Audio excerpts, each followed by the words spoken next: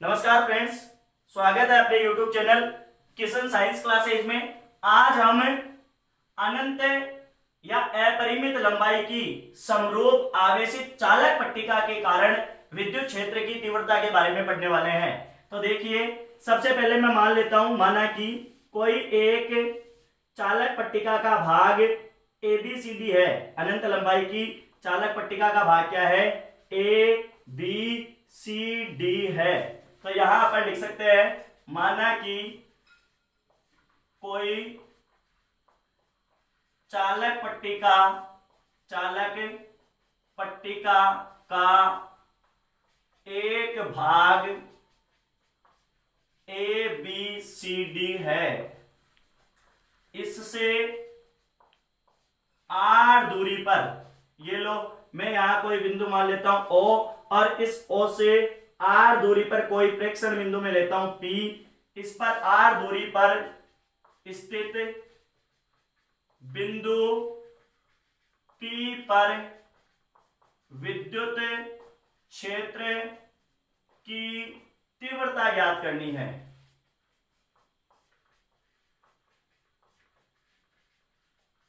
अब देखिए, अपन यहां से लिख सकते हैं कि चित्रानुसार बिंदु O के दोनों ओर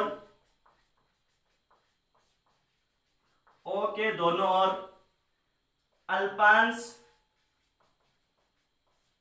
A1 व A2 इस प्रकार लेते हैं कि इनकी विद्युत क्षेत्र की तीव्रता DE1 वेक्टर व DE2 वेक्टर है। देखो, इसके ऊपर की ओर मैंने एक A1 अल्पांश ले लिया और नीचे की ओर मैंने एक A2 अल्पांश ले लिया। A1 के कारण विद्युत क्षेत्र की तीव्रता DE1 वेक्टर जो A1 P की दिशा में, और A2 के कारण विद्युत क्षेत्र की तीव्रता DE2 जो कौन सी दिशा में होगी? A2 P की दिशा में होगी। तो लिखेंगे है इनकी दिशाएं, या लिखेंगे ये परिमाण में समान है, परंतु दिशाएं A1P व A2P के अनुदिश है। अतः इन्हें घटकों में वियोजित करने पर, किसमें वियोजित करने पर? घटकों में वियोजित करने पर। तो देखिए, इन्हें घटकों में वियोजित करेंगे तो DE1 का लंबवत घटक तो हो जाएगा आपके पास में DE1 sin थीटा, और देखिए इसका क्षैतिज घटक हो जाएगा जो हो जाएगा DE1 cos थीटा। यदि DE2 को घटकों में वियोजित करते हैं तो इसका लंबवत घटक तो हो जाएगा DE2 sin थीटा, और इसका क्षैतिज घटक हो जाएगा DE2 cos थीटा। देखिए, DE1 sin theta, DE2 sin theta परिमाण में बराबर और दिशाओं में विपरीत होने के कारण ये एक दूसरे को निरस्त कर देते हैं, जबकि DE1 cos थीटा और DE2 cos थीटा दोनों परिमाण में समान है और दिशाओं में भी समान है, इसलिए ये दोनों परस्पर जुड़ जाएंगे। तो अपन यहां से लिखेंगे घटकों में वियोजित करने पर इनके लंबवत घटक परिमाण में समान व दिशाओं में विपरीत होने के कारण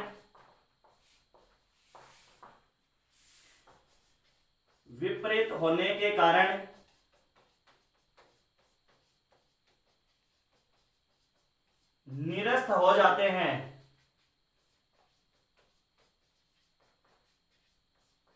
जबकि इनके क्षैतिज घटक एक दिशा या समान दिशा में होने के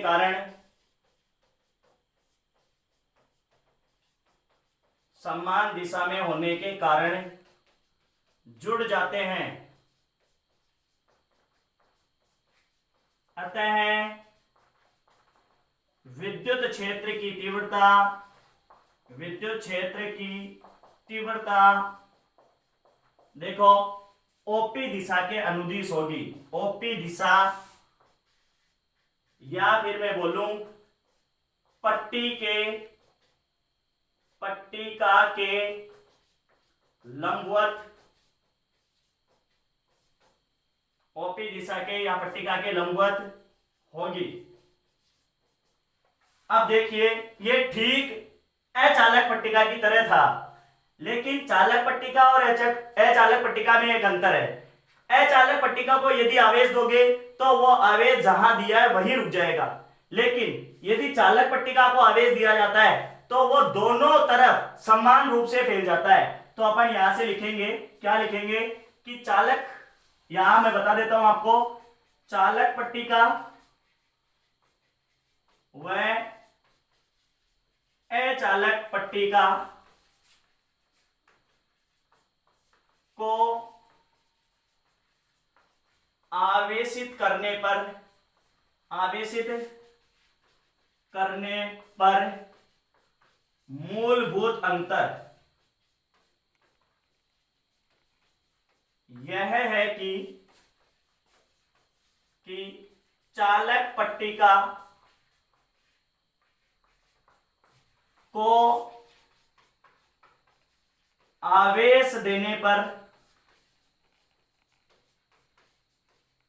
ये दोनों तरफ या दोनों सतहों पर समान रूप से फैल जाता है।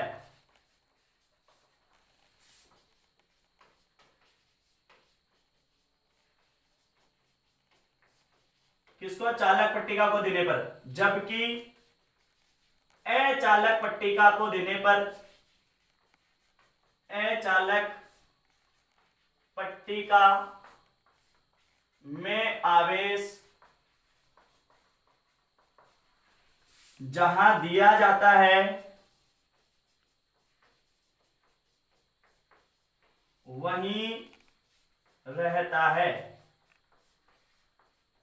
अब देखिए, चालक पट्टिका के कारण विद्युत क्षेत्र की तीव्रता ज्ञात करने के लिए हम इसके चारों ओर एक बेलनाकार गाउसियन पृष्ठ की कल्पना करेंगे, और बेलनाकार गाउसियन पृष्ठ के 3 भाग आपके पास में दिखाई देंगे। एक तो बाहरी भाग, एक आंतरिक भाग, और एक हो जाएगा इसका वक्र पृष्ठ। तो देखिए मैं आपको बता देता हूं, यहां से लिखेंगे। अब चालक पट्टिका से विद्युत क्षेत्र की तीव्रता ज्ञात करने के लिए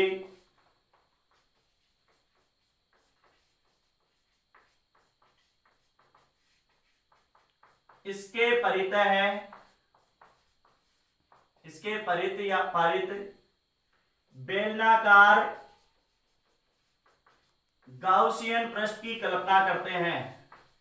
गाउसियन पृष्ठ की कल्पना करते हैं।